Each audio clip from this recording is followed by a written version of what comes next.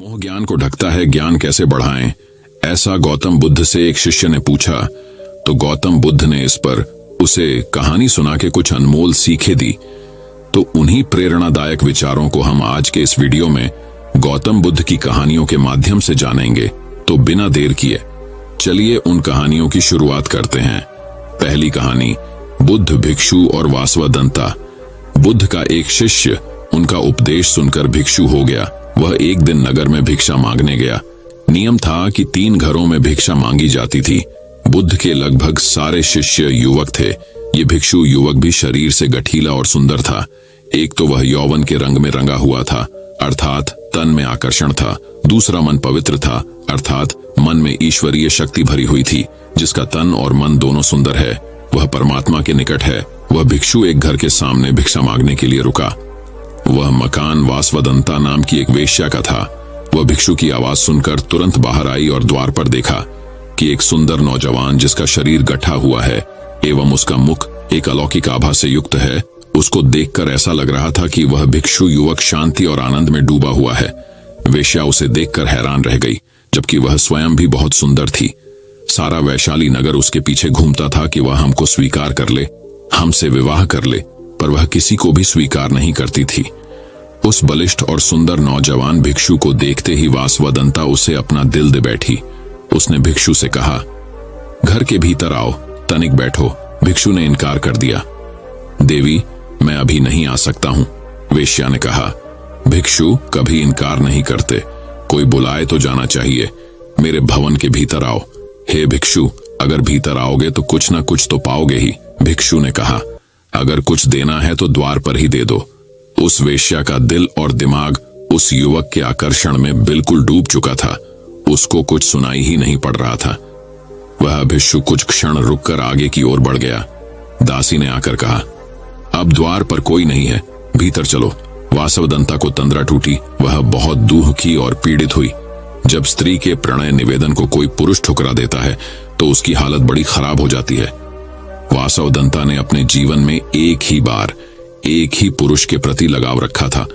उसने भी इनकार कर दिया। दिल टूट गया। उसने नृत्य बंद कर दिया, गाना बंद कर दिया। जो दिन भर मुस्कुराती थी और लोगों का मनोरंजन करती थी, वह सुंदरी वासवदंता बिल्कुल मौन हो गई। भवन के द्वार सबके लिए बंद हो गए। वह किसी से भी नहीं मिलती थी। कई धनाढ्य लोगों के निमंत्रण आते थे, आओ हमारे उत्सव में खुशियां बिखेर दो, किंतु वह इनकार कर देती थी। एकांत को उसने अपने जीवन का साथी बना लिया। दासी अच्छा अच्छा भोजन बनाती थी, पर उसकी भूख और प्यास को वह भिक्षु मानो सदा के लिए ले गया हो। वासवदंता को रात दिन वह भिक्षु याद आता था। वह बहुत कमजोर हो गई और बीमार रहने लगी। कहते हैं कि चिंता चिता से बड़ी होती है। चिता एक बार जलाती है और चिंता सदैव जलाती रहती है। वह कहीं आती जाती नहीं थी।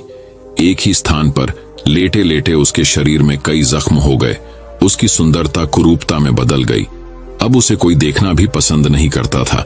बहुत समय के बाद फिर वही भिक्षु उस नगर में पुनः आया। उसे मालूम पड़ा कि वासवदंता बहुत बीमार है, उसकी हालत बहुत खराब है। भिक्षु उसके द्वार पर गया।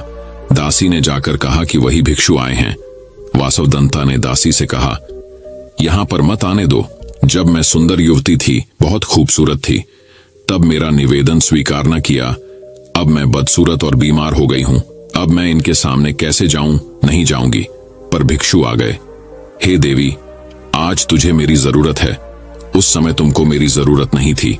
उस समय तेरी सुंदरता, तेरे नाच गाने से मोहित होने वाले हजारों थे, किंतु दुख की घड़ी में सब दूर हो जाते हैं। अब तू चिंता न कर, शर्मिंदा मत हो। मैं तेरे पास रहकर तेरी सेवा करूंगा। भिक्षु ने पवित्र भाव से उसकी सेवा की। वासवदंता की वासना मिट गई। उसका विवेक जाग उठा। भिक्षु उसे बुद्ध के पास ले गए। उसने प्रार्थना की, मुझे दीक्षा दो। बुद्ध से दीक्षा पाकर वह भिक्षुणी हो गई। अपना जीवन पतित से पावन कर लिया। तो अब दोस्तों, चलिए गौतम बुद्ध की दूसरी कहानी की शुरुआत करते हैं। दूसरी कहानी, बुद्ध के पास एक राजकुमार दीक्षित हो गया। दीक्षा के दूसरे ही दिन किसी श्राविका के घर उसे भिक्षा लेने बुद्ध ने भेज दिया। वह वहां गया। रास्ते में 2-3 घटनाएं ऐसी घटी लौटते में, उनसे वह बहुत परेशान हो गया। रास्ते में उसके मन में ख्याल आया कि मुझे जो भोजन प्रिय हैं वे तो अब नहीं मिलेंगे। लेकिन श्राविका के घर जाकर पाया कि वही भोजन उसके थाली में है जो उसे बहुत प्रीतिकर है। वह बहुत हैरान हुआ। फिर सोचा, संयोग होगा, जो मुझे पसंद है वही आज बना होगा। वह भोजन करता है। तभी उसे ख्याल आया कि रोज तो भोजन के बाद में विश्राम करता था 2 घड़ी, आज तो फिर धूप में वापस लौटना है।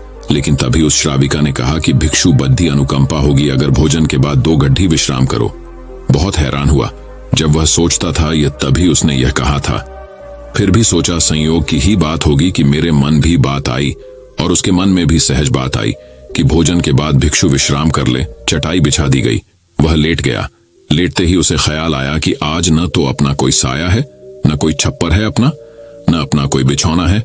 अब तो आकाश छप्पर है, जमीन बिछौना है। यह सोचता था। वह श्राविका लौटती थी। उसने पीछे से कहा, भंते, ऐसा क्यों सोचते हैं? न तो किसी की शैया है, न किसी का साया है। अब संयोग मानना कठिन था। अब तो बात स्पष्ट थी। वह उठकर बैठ गया और उसने कहा कि मैं बड़ी हैरानी में हूं। क्या मेरे विचार तुम तक पहुंच जाते हैं? क्या मेरा अंतकरण तुम पढ़ लेती हो? उस श्राविका ने कहा, निश्चित ही। पहले तो सबसे पहले स्वयं के विचारों का निरीक्षण शुरू किया था। अब तो हालत उलटी हो गई। स्वयं के विचार तो निरीक्षण करते करते क्षीण हो गए और विलीन हो गए। मन हो गया निर्विचार। अब तो जो निकट होता है उसके विचार भी निरीक्षण में आ जाते हैं। वह भिक्षु घबराकर खड़े-दीदा हो गया और उसने कहा कि मुझे आज्ञा दें, मैं जाऊं। उसके हाथ पैर कांपने लगे। उस श्राविका ने कहा, इतने घबराते क्यों हैं? इसमें घबराने की क्या बात है? लेकिन भिक्षु फिर रुका नहीं। वह वापस लौटा। उसने बुद्ध से कहा, क्षमा करें, उस द्वार पर दोबारा भिक्षा मांगने मैं न जा सकूंगा। बुद्ध ने कहा, कुछ गलती हुई? वहां कोई भूल हुई? उस भिक्षु ने कहा, न तो भूल हुई न कोई गलती। बहुत आदर सम्मान और जो भोजन मुझे प्रिय था वह मिला। लेकिन वह श्राविका, वह युवती दूसरे के मन के विचारों को पढ़ लेती है।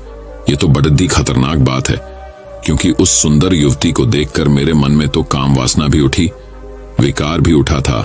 वह भी पढ़ लिया गया होगा। अब मैं कैसे वहां जाऊं? कैसे उसके सामने खड़ा होऊंगा? मैं नहीं जा सकूंगा। मुझे क्षमा करे। बुद्ध ने कहा, वहीं जाना पड्डढ़ेगा। अगर ऐसी क्षमा मांगनी थी तो भिक्षु नहीं होना था। जानकर वहां भेजा है और जब तक मैं न रोकूंगा तब तक वहीं जाना पड्डढ़ेगा। महीने 2 महीने, वर्ष 2 वर्ष निरंतर यही तुम्हारी साधना होगी। लेकिन होशपूर्वक जाना, भीतर जागे हुए जाना और देखते हुए जाना कि कौन से विचार उठते हैं, कौन सी वासनाएं उठती हैं। और कुछ भी मत करना, लड़ना मत। जागे हुए जाना, देखते हुए जाना, भीतर की क्या उठता है क्या नहीं उठता। वह दूसरे दिन भी वहीं गया। दोस्तों, इत्तेफाक से ऐसा सोच लो उसकी जगह आप ही जा रहे हैं और वह श्राविका आपका मन पढ़ लेती है। और वह बहुत सुंदर है, बहुत आकर्षक है, बहुत सम्मोहक है और वह मन पढ़ लेती है आपका। हाँ, मन न पढ़ती होती, यह आपको पता ना होता तो फिर मन में आप कुछ भी करते। आज क्या करेंगे? आज आप ही जा रहे हैं। उसकी जगह भिक्षा मांगने रास्ते पर आप हैं। वह भिक्षु बहुत खतरे में है। अपने मन को देख रहा है, जागा हुआ है। आज पहली दफा जिंदगी में वह जागा हुआ चल रहा है सड़क पर। जैसे जैसे उस श्राविका का घर करीब आने लगा, उसका होश बढ़ने लगा। भीतर जैसे एक दिया जलने लगा और चीजें साफ दिखाई पड़ने लगी और विचार घूमते हुए मालूम होने लगे। जैसे उसकी सीढ़ियां चढ़ा, एक सन्नाटा छा गया भीतर। होश परिपूर्ण जग गया। अपना पैर भी उठाता है तो उसे मालूम पड़ रहा है। श्वास भी आती जाती है तो उसके बोध में है। जरा सा भी कंपन विचार का भीतर होता है। लहर उठती है कोई वासना की, वह उसको दिखाई पड़ रही है। वह घर के भीतर प्रविष्ट हुआ। मन में और भी गहरा शांत हो गया। वह बिल्कुल जगा हुआ है, जैसे किसी घर में दिया जल रहा हो और एक एक चीज कोना कोना प्रकाशित हो रहा हो। वह भोजन को बैठा, उसने भोजन किया, वह उठा, वह वापस लौटा। वह उस दिन नाचता हुआ वापस लौटा। बुद्ध के चरणों में गिर पड़ा था और उसने कहा, अद्भुत हुई बात। जैसे जैसे मैं उसके निकट पहुंचा और जैसे जैसे मैं जागा हुआ हो गया, वैसे वैसे मैंने पाया कि विचार तो विलीन हो गए, कामनाएं तो क्षीण हो गईं। और मैं जब उसके घर में गया तो मेरे भीतर पूर्ण सन्नाटा था। वहां कोई विचार नहीं था, कोई वासना नहीं थी, वहां कुछ भी नहीं था। मन बिल्कुल शांत और निर्मल दर्पण की भांति था। बुद्ध ने कहा, इसी बात के लिए वहां भेजा था, कल से वहां जाने की जरूरत नहीं। अब जीवन में इसी भांति जियो जैसे तुम्हारे विचार सारे लोग पढ़ रहे हों। अब जीवन में इसी भांति चलो जैसे जो भी तुम्हारे सामने है वह तुम्हें जानता है, तुम्हारे भीतर देख रहा है। इस भांति भीतर चलो और भीतर जागे रहो। जैसे जैसे जागरण बढ़ेगा वैसे वैसे विचार वासनाएं क्षीण होती चली जाएंगी। जिस दिन जागरण पूर्ण होगा उस दिन तुम्हारे जीवन में कोई कालिमा, कोई क्लेश रह जाने वाला नहीं है। उस दिन एक आत्म क्रांति हो जाती है। इस स्थिति के जागने को, इस चैतन्य के जागने को मैं कह रहा हूं विवेक का जागरण। तो चलिए अब दोस्तों बढ़ते हैं हमारी तीसरी कहानी की तरफ। तीसरी कहानी, जीवन में जितनी अधिक सुविधाएं होती हैं परेशानियां भी उतनी अधिक होती हैं। एक राजा अपने पुत्र से बेहद ही प्यार करता था और इस राजा ने अपने पुत्र को हर सुविधा दे रखी थी। राजा कभी भी राजकुमार को किसी भी चीज की कमी नहीं होने देते थे और राजकुमार की सेवा में राजा ने 10 नौकर लगा के रखे थे। राजकुमार पूरी तरह से इन नौकरों पर निर्भर था। हालांकि इतनी सुविधा मिलने के बाद भी राजकुमार खुश नहीं रहा करता था। राजकुमार के खुश न होने की वजह से राजा भी दुखी रहते थे और यही सोचते थे कि आखिर मैं ऐसा क्या करूं कि राजकुमार खुश रहने लग जाए। एक दिन राजा के मंत्री ने उनसे कहा, महाराज आप गौतम बुद्ध के पास जाएं और उनको अपनी परेशानी बताएं। गौतम बुद्ध के पास आपकी परेशानी का हल जरूर होगा। अपने मंत्री की बात को मानते हुए राजा तुरंत गौतम बुद्ध से मिलने के लिए उनके आश्रम चले गए। आश्रम में प्रवेश करते ही राजा ने पाया कि आश्रम में मौजूद हर भिक्षु काफी खुश थे और हर भिक्षु खुशी के साथ अपने अपने कार्यों को करने में लगा हुआ था। कुछ देर बाद राजा गौतम बुद्ध से मिलते हैं और गौतम बुद्ध से कहते हैं, मैंने अपने बेटे को हर सुविधा दे रखी है और हर वक्त नौकर मेरे बेटे की सेवा में लगे रहते हैं, लेकिन इसके बाद भी मेरा पुत्र खुश नहीं रहता है। वहीं आपके आश्रम में रहने वाले भिक्षुओं के पास कुछ भी नहीं है, फिर भी ये भिक्षु खुश हैं और अपने कार्यों को मजे के साथ कर रहे हैं। भला ऐसा क्यों? भगवान गौतम बुद्ध ने राजा के इस सवाल का उत्तर देते हुए कहा, जिन लोगों के जीवन में सुविधाएं होती हैं वो लोग इन सुविधाओं को खोने के डर से हमेशा परेशान रहते हैं और इस परेशानी के कारण वो खुश नहीं रहते हैं। वहीं जो लोग खुशी के साथ सुविधाओं का त्याग कर देते हैं वो लोग सदा ही खुश रहते हैं। इस आश्रम में मौजूद हर भिक्षु ने अपने जीवन की सुविधाओं का त्याग कर दिया है और इसलिए वो हर वक्त खुश रहते हैं क्योंकि इन्हें किसी भी चीज के खोने का डर नहीं है। वहीं आपके पुत्र जो कि एक राजकुमार हैं, वो हर वक्त सुविधाओं से घिरे रहते हैं, जिसके चलते उनके मन में सदा ये डर और चिंता रहती है कि उनके जीवन से ये सुविधाएं कोई छीन ना लें। इस डर और चिंता के कारण ही वो दुखी रहते हैं। जिस दिन राजकुमार उनको मिली सभी सुविधाओं का त्याग सच्चे मन से कर देंगे, उस दिन उनके जीवन से डर और चिंता दूर हो जाएगी और वो भी इन भिक्षु की तरह खुश रहने लग जाएंगे। गौतम बुद्ध की बात सुनकर राजा को समझ आ गया कि उनके द्वारा राजकुमार को दी गई इतनी सारी सुविधाओं के कारण ही राजकुमार दुखी रहते हैं।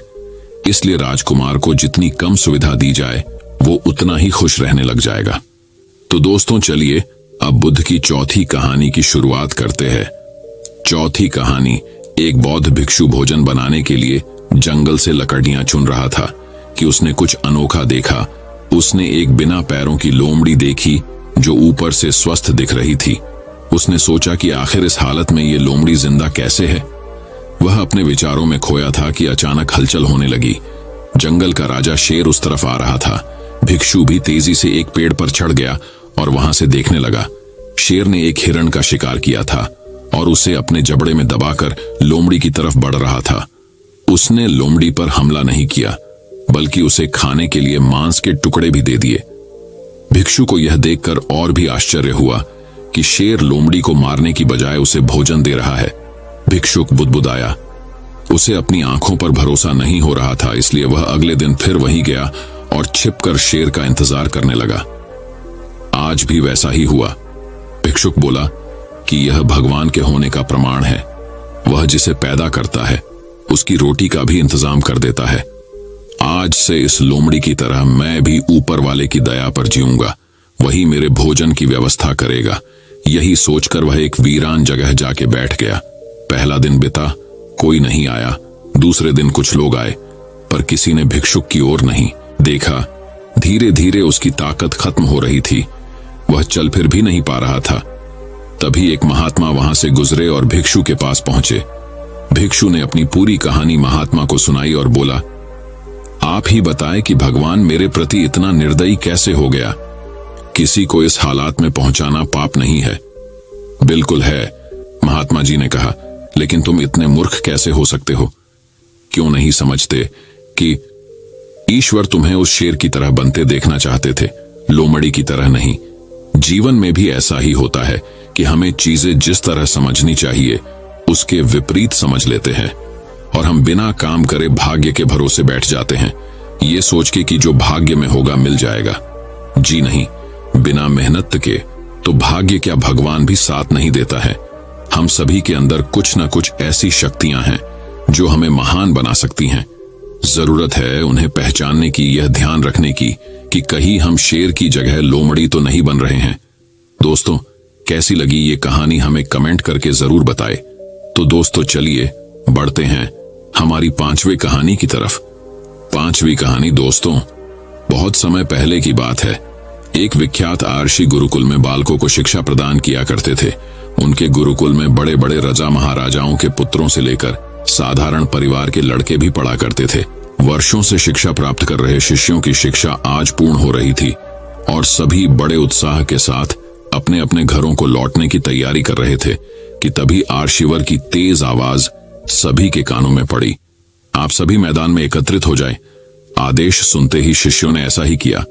आर्षिवर बोले, प्रिय शिष्यों, आज इस गुरुकुल में आपका अंतिम दिन है। मैं चाहता हूं कि यहां से प्रस्थान करने से पहले आप सभी एक दौड़ में हिस्सा ले। यहां एक बड़ी दौड़ होगी और इसमें आपको कहीं कूदना तो कहीं पानी में दौड़ना होगा और इसके आखिरी हिस्से में आपको एक अंधेरी सुरंग से भी गुजरना पड़ेगा। तो क्या आप सब तैयार हैं? हाँ, हम तैयार हैं, शिष्य एक स्वर में बोले। दौड़ शुरू हुई। सभी तेजी से भागने लगे। वे तमाम बाधाओं को पार करते हुए अंत में सुरंग के पास पहुंचे। वहां बहुत अंधेरा था और उसमें जगह जगह नुकीले पत्थर भी पड़े थे जिनके चुभने पर असहनीय पीड़ा का अनुभव होता था। सभी असमंजस में पड़ गए। जहां अभी तक दौड़ में सभी एक समान बर्ताव कर रहे थे, वहीं अब सभी अलग अलग व्यवहार करने लगे। खैर, सभी ने ऐसे तैसे दौड़ खत्म की और आर्षिवर के समक्ष एकत्रित हुए। पुत्रों, मैं देख रहा हूं कि कुछ लोगों ने दौड़ बहुत जल्दी पूरी कर ली और कुछ ने बहुत अधिक समय लिया। भला ऐसा क्यों? आर्षिवर ने प्रश्न किया। यह सुनकर एक शिष्य बोला, गुरुजी, हम सभी लगभग साथ साथ ही दौड़ रहे थे, पर सुरंग में पहुंचते ही स्थिति बदल गई। कोई दूसरे को धक्का देकर आगे निकलने में लगा हुआ था, तो कोई संभल कर आगे बढ़ रहा था और कुछ तो ऐसे भी थे जो पैरों में चुभ रहे पत्थरों को उठा उठाकर अपनी जेब में रख ले रहे थे ताकि बाद में आने वाले लोगों को पीड़ा ना सहनी पड़े। इसलिए सबने अलग अलग समय में दौड़ पूरी की। ठीक है, जिन लोगों ने पत्थर उठाए हैं वे आगे आएं और मुझे वो पत्थर दिखाएं। आर्षिवर ने आदेश दिया। आदेश सुनते ही कुछ शिष्य सामने आए और पत्थर निकालने लगे। पर ये क्या जिन्हें वे पत्थर समझ रहे थे, दरअसल वे बहुमूल्य हीरे थे। सभी आश्चर्य में पड़ गए और आर्षिवर की तरफ देखने लगे। मैं जानता हूं आप लोग इन हीरों के देखकर आश्चर्य में पड़ गए हैं। आर्षिवर बोले, दरअसल इन्हें मैंने ही उस सुरंग में डाला था और यह दूसरों के विषय में सोचने वालों शिष्यों को मेरा इनाम है। पुत्रों, यह दौड़ जीवन की भाग को दर्शाती है, जहां हर कोई कुछ न कुछ पाने के लिए भाग रहा है, पर अंत में वही सबसे समृद्ध होता है जो इस भाग में भी दूसरों के बारे में सोचने और उनका भला करने से नहीं चूकता है। अंततः यहां से जाते जाते इस बात को गांठ बांध लीजिए कि आप अपने जीवन में सफलता की जो इमारत खड़ी करें उसमें परोपकार की ईंटें लगाना कर भी ना भूलें। अंततः वही आपकी सबसे अनमोल जमा पूंजी होगी। तो दोस्तों, चलिए बढ़ते हैं हमारी छठी कहानी की तरफ। छठी कहानी बहुत समय पहले की बात है। एक गांव में अभिषेक नाम का लड़का रहा करता था। अभिषेक के दादाजी उसे बहुत ही मानते थे और बचपन से ही उसका ख्याल रखा करते थे। दादाजी की एक आदत थी कि वे हमेशा अपने साथ एक डायरी लेकर चलते थे। अभिषेक अक्सर उन्हें ऐसा करते देखता और पूछता, दादाजी बताइए ना, आप इस पर क्या लिखते हैं? दादाजी उसकी बात को हमेशा टाल देते और कहते, तू नहीं समझेगा, अभिषेक अब बड़ा हो चुका था और दादाजी करीब 90 वर्ष की हो चुके थे। एक रात की बात है, उस रात भी सभी लोगों ने साथ खाना खाया और अपने अपने कमरों में सोने चले गए, पर दादाजी ने अगली सुबह नहीं देखी उनका देहांत हो चुका अभिषेक के लिए ये किसी सदमे से कम नहीं था। वह फूट फूट कर रोया। दादाजी के साथ बिताया एक एक पल उसकी आंखों के सामने से गुजरने लगा। अंतिम संस्कार के बाद जब अभिषेक उनके कमरे में गया तो उसकी नजर उस डायरी पर पड़ी। तब उसने उस डायरी को खोला और अभिषेक पन्ने पलटने लगा। आखिरी पन्ने पर लिखा था, ये मेरे लाडले अभिषेक के लिए। अभिषेक ने पढ़ना शुरू किया। बेटा अभिषेक, तू हमेशा पूछता था ना मैं इस डायरी में क्या लिखता हूँ, तो आज मैं तुम्हें कुछ बताना चाहता हूँ। आज मैं तुम्हें अपने जीवन के अनुभव का निचोड़ देना चाहता हूँ। मेरे जाने के बाद तुम इन 10 बातों को ध्यान से पढ़ना और इसे अपने जीवन में अपनाना। तुम जिंदगी के असल मायने समझ पाओगे। पहली सीख, प्यार और समझ के साथ चीजों को स्वीकार करो। इससे मतलब नहीं है कि तुम कहां हो या क्या कर रहे हो। हमेशा यकीन रखो कि सुरंग के अंत में प्रकाश होगा। परिस्थितियों को कंट्रोल करने के लिए जो कर सकते हो करो, लेकिन अंत में जो भी उसका रिजल्ट आए उसे स्वीकार करो, क्योंकि वे तुम्हारे हाथ में नहीं होते। जो भी हुआ है उसे ऐसे ही होना था। दूसरी सीख, लाइफ बहुत सिंपल होते हुए भी सुखद हो सकती है। बहुत बार तुम्हें लगता है कि जिंदगी बहुत जटिल है, लेकिन यह हमेशा सिंपल हो सकती है। बस तुम्हें इतना ही करना है कि एक समय में एक ही काम करना है। तुम्हें एक साथ बहुत सारी चीजें नहीं करनी है। तुम जिंदगी में जो कुछ भी डालोगे वो तुम्हें इंटरेस्ट के साथ उसे लौटा देगी। खुशियां चीजों में नहीं होती, वो तुम्हारे भीतर होती हैं। तीसरी सीख, औरों के लिए खुद को नहीं बदलो। सिर्फ इसलिए अपने आप को मत बदलो क्योंकि तुम जैसे हो उस रूप में लोग तुम्हें अपनाते नहीं। तुम यूनिक हो। अपनी यूनिकनेस, अपनी विशिष्टता को खो मत। हमेशा वही बोलो जो तुम सचमुच अंदर से सोचते हो, भले इससे हर कोई वास्ता ना रखता हो। जब तुम खुद से सच्चे रहते हो तब तुम इस दुनिया को सुंदर बनाते हो, वो सुंदरता जो पहले नहीं थी। चौथी सीख, तुम वो नहीं हो जो तुम थे और इसमें कोई बुराई नहीं है। हम रोज कुछ नया सीखते हैं जो हमें किसी न किसी रूप में बदल देता है और हमें एक दिन एहसास होता है कि हम वाकई में बदल गए हैं। इसलिए कभी इसके लिए अफसोस मत करना। बदलाव प्रकृति का नियम है। पांचवी सीख, जो होता है अच्छे के लिए होता है। हमारे साथ जो कुछ भी होता है वो आज हमें चाहे जैसा लगे, पर बाद में पता चलता है कि वो हमारे भले के लिए ही था। जिंदगी तुम्हें कई जगह ले जाएगी, अलग अलग अनुभव कराएगी, खट्टे मीठे हर तरह के अनुभव। ये सब बातें तुम्हें जीवन में आगे बढ़ने में करने में मदद करेंगी। इसलिए कभी निराशा में मत डूबना। हमारे साथ वही होता है जो हमारे साथ सबसे अच्छा हो सकता है। छठी सीख, खुशियां चुनो, पैसे नहीं। बहुत लोग ये सोचते हैं कि पैसा उनके जीवन में खुशियां ला सकता है, लेकिन दौलत का पीछा करने का कोई मतलब नहीं। हाँ, पैसा जरूरी है, लेकिन बस उसी के पीछे भागते रहना एक बहुत बड़ी गलती है। हर एक निर्णय में पहले खुशियों को देखो, बाद में बैंक बैलेंस। इस तरह जब तुम बूढ़े होगे तो तुम चीजों की असल कीमत जानोगे, उनकी मॉनेटरी वैल्यू नहीं। तब तुम समझोगे कि जिंदगी की सबसे कीमती चीजें ऐसी होती हैं जिन्हें पैसा नहीं खरीद सकता। सातवीं सीख, निश्चय करो कि तुम पॉजिटिव रहोगे। जिंदगी के बारे में एक बहुत जरूरी चीज जो तुम्हें समझनी चाहिए वो ये कि अगर तुम खुश नहीं हो तो ये परिस्थितियों की वजह से नहीं, बल्कि तुम्हारे खुश ना रहने के निर्णय की वजह से है। हर बार जब जिंदगी तुम्हारे रास्ते में बाधा डाले तब एक बड़ी सी मुस्कान दो, उसकी मौजूदगी स्वीकार करो और हंसते हुए उसे पार करो। खुश रहने का निर्णय लो और चाहे जो हो जाए अपने निर्णय पर अडिग रहो। यही खुश रहने का रहस्य है। आठवीं सीख, जिन लोगों से तुम प्यार करते हो उन पर पूरा ध्यान दो। जब तुम अपने किसी करीबी से पूछो कि वो कैसा है, तो बस ओके सुनकर आगे मत बढ़ जाओ। उसकी आंखों में देखो और पूछो उसका दिन कैसा गया और वो कैसा महसूस कर रहा है। अगर तुम्हें ऐसा लगता है कि तुम्हारे दोस्त बस तुम्हें जरूरत में याद करते हैं तो चिंता मत करो।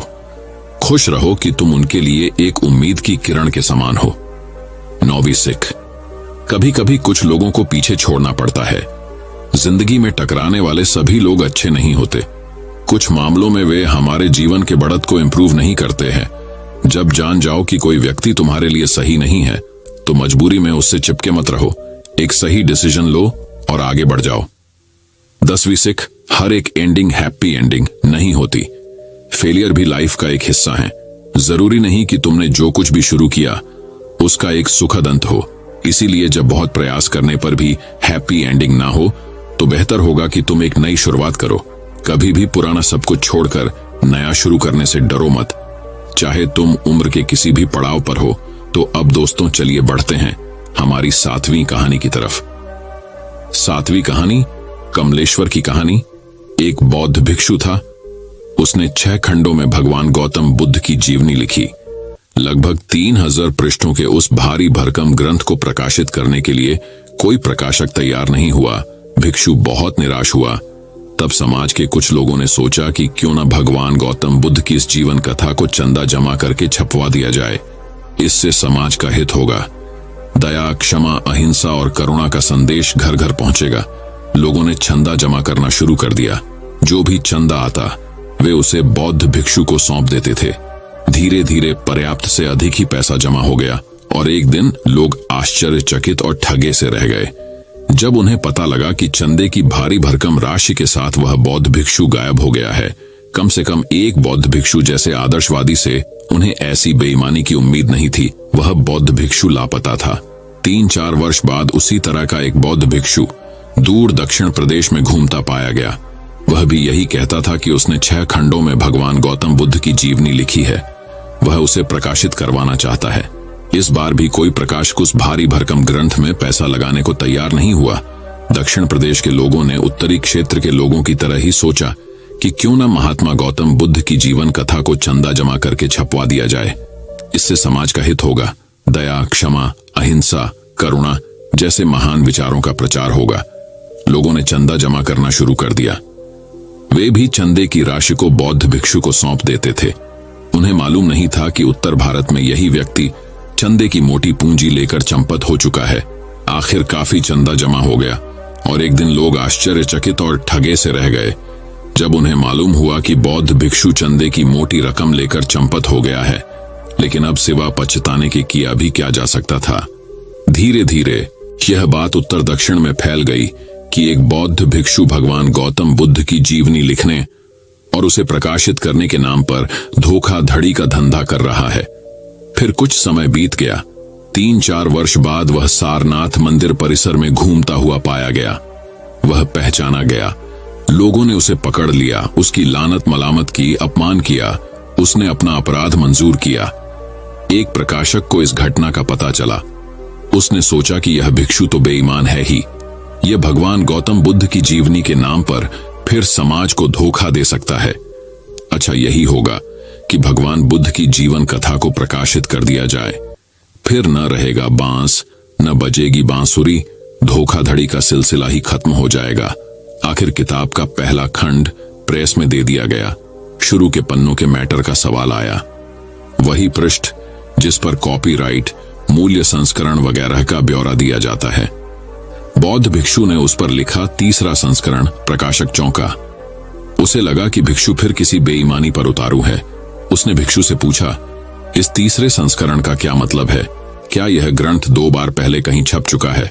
यही समझिए, भिक्षु ने उत्तर दिया। प्रकाशक थोड़ा क्षुब्ध हुआ। वह बोला, देखिए भिक्षु महाशय, मुझे आपकी पिछली दोनों करतूतों की जानकारी है। आप मुझे धोखा नहीं दे सकते। मैं आपको धोखा नहीं दे रहा हूं। भिक्षु बोला, तो यह 3रा संस्करण क्या है? प्रकाशक बिगड़ा। देखिए, जब इसके लिए पहली बार चंदा जमा हुआ, उन्हीं दिनों उड़ीसा में चक्रवात आया था। सैकड़ों परिवार नष्ट हुए। सैकड़ों मछुआरों की जान चली गई थी। वह पैसा मैं वहां खर्च कर आया। दूसरी बार पैसा जमा किया गया। गुजरात में भूकंप आ गया। चंदे का पैसा मेरे पास था। वह पैसा मैंने भूकंप पीड़ितों की सेवा में लगा दिया। यही तो भगवान बुद्ध के जीवन और उनकी करुणा का संदेश है। यदि मैं उस पर आचरण नहीं करता तो मुझे यह जीवनी लिखने का अधिकार नहीं था। लेखक जो भी लिखता है उस पर यदि वह खुद विश्वास और अमल नहीं करता तो उसका लिखना व्यर्थ है।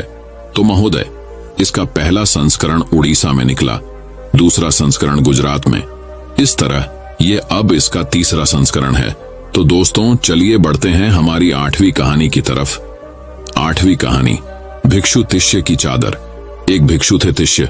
वर्षा वास के पश्चात किसी ने उन्हें एक बहुत मोटे सूत केला चादर भेंट किया। बहुत भिक्षु वर्षा के दिनों में रुक जाते थे। 3-4 महीने और वर्षावास के बाद जब वे यात्रा पर पुनः निकलते तो लोग उन्हें भेंट देते। भेंट भी क्या, थोड़ी सी भेंट लेने की उन्हें आज्ञा थी। 3 वस्त्र रख सकते थे, इससे ज्यादा नहीं। तो कोई चादर भेंट कर देता या कोई भिक्षा पात्र भेंट कर देता तो पुराना भिक्षा पात्र छोड़ देना पड़ता, पुरानी चादर छोड़ देनी पड़ती। ये भिक्षु तिष्य ने वर्षावास किया किसी गांव में। जब वर्षावास के बाद उन्हें एक मोटे सूत वाला चादर भेंट किया गया तो उन्हें पसंद न आया। बहुत मोटे सूत वाला था। भिक्षु को आज्ञा नहीं थी कि जो उसे दिया जाए उसमें वह शिकायत करे या वह कहे कि यह बहुत मोटे सूत वाला है, यह मैं न लूंगा। भिक्षु को जो दिया जाए वह चुपचाप स्वीकार कर ले। लेकिन आदमी तो होशियार होते हैं, कानूनी होते हैं, तरकीब तो निकाल ही लेते हैं। उसी गांव में तिष्य की बहन रहती थी। जब यह चादर भेंट की गई तो वह बहन भी खड्डी थी, तो भिक्षु तिष्य ने वह चादर बहन के हाथ में रख दिया। कुछ कहा नहीं। बहन को भी बात समझ में आ गई कि चादर बहुत मोटे सूत वाला है। वह घर गई। उसने उस मोटे सूत वाले चादर को तेज चाकू से पतला पतला चीर ओखल में कूट उसे धुनकर पुन पतले सूत वाली चादर तैयार की। इस बीच भिक्षु तिष्य बड़ी आतुरता से उस वस्त्र की प्रतीक्षा करते थे और मन ही मन उसके संबंध में अनेक अनेक कामनाएं बनाते थे कि ऐसा होगा चादर, कि वैसा होगा चादर, कि ओढ़कर ऐसा चलूंगा कि वैसा चलूंगा। ख्याल करना, आदमी को वासना बनाने के लिए कोई बहुत बड़ा सामान नहीं चाहिए। फकीर की लंगोटी काफी है, उस पर ही सारे महल बन सकते हैं कामना के। कुछ ऐसा नहीं है कि तुम्हें बहुत बड़ा महल चाहिए। एक झोपड़ी बहुत। आदमी की वासना को टलने के लिए कोई भी खूंटी काम आ जाती है। अब एक चादर थी, उस पर कोई ऐसा परेशान होने की जरूरत न थी। लेकिन भिक्षु के लिए चादर ही बहुत है। वह खूब सोचने लगे कि बहन ऐसा बनाएगी कि बहन वैसा बनाएगी। बड़ी आतुरता से प्रतीक्षा करते थे। मन ही मन बड़ी कामनाएं उठती थीं। फिर एक दिन उनकी बहन ने वह वस्त्र लाकर उन्हें भेंट किया। उनका मन मयूर नाच उठा। ऐसा सुंदर चीवर तो भगवान के पास भी नहीं है। तिष्य ने सोचा और अहंकार को खूब पोषण मिला। उन्होंने कहा कि अब कल जब निकलूंगा पहनकर तो भगवान को भी पता चलेगा कि तुम्हारे पास भी ऐसा सुंदर चादर नहीं है। संघ में किसी के पास ऐसा चादर नहीं है। लेकिन सांझ हो गई थी, सो तिष्य ने सोचा कल पहनूंगा। अब रात को पहनकर निकलूंगा तो देखेगा भी कौन, और मजा तो दिखाने ही का होता है। ऐसा सोचकर बड़े जतन और लाड प्यार से उस वस्त्र को अरगनी पर टांग दिया। वे रात उसकी चिता में ठीक से सो भी न सके। जिसके पास भी कुछ है वह चिंता की वजह से सो नहीं पाता, इसलिए गरीब सो लेता है। अमीर नहीं सो पाता। अमीर को सोना चाहिए ज्यादा शांति से। उसके पास सब है, गरीब के पास कुछ भी नहीं है, लेकिन गरीब सो लेता है। अमीर नहीं सो पाता। जैसे जैसे धन बढ़ता है वैसे वैसे चिंता बढ़ती है। ये भिक्षु तिष्य रोज शांति से सो लेते थे। आज बड़ी बेचैनी में पड़ गए। रात कोई चुरा ही ले। अब भिक्षु ठहरते थे एक ही जगह, एक ही छप्पर के नीचे हजारों भिक्षु ठहरते थे। रात कोई उठा ही ले तो सुबह पता लगाना मुश्किल हो जाएगा। और चादर ऐसी है कि किसी की भी आंख में गड़ सकती है, और किसी ने देख ही ली हो बहन को लाते हुए, और कोई इसकी प्रतीक्षा में बैठा हो, तो रात भय के कारण 2-4 बार तो उठकर अंधेरे में टटोल कर उन्होंने देख लिया कि चादर अपनी जगह है या नहीं। नींद में उस सुंदर वस्त्र के संबंध में तरह तरह के स्वप्न भी चलते रहे। कब सुबह हो और कब पहनूं, ऐसी वासना पास पास मंडराती रही।